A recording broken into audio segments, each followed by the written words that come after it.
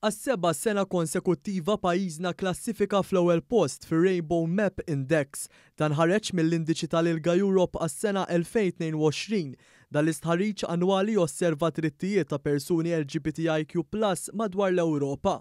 Ir-rapport juri li matul is-sena li għaddiet Malta kisbet punteġġ ta' ftit aktar minn 92% u reġgħet ġiet ikkonfermata fl-ewwel post. Ir-riżultat ħabbar waqt Lead the Hot Forum li qed isir f'Ċipru u li qed tattendi għalih is-Segretarju Parlamentari għar-Riformi u l-Ugwaljanza Rebecca Buttigieg.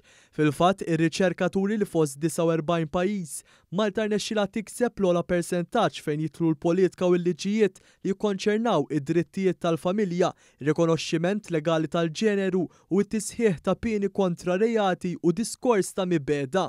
Is-Segretarju Parlamentari Buttigieg laqgħet bi pjaċir din l-aħbar pożittiva filwaqt li saħqet li l-Gvern se jibqa' jaħdem biex dawn id-drittijiet ċivili jissarfu f'ugwaljanza sħiħa fil-ħajja ta' kuljum.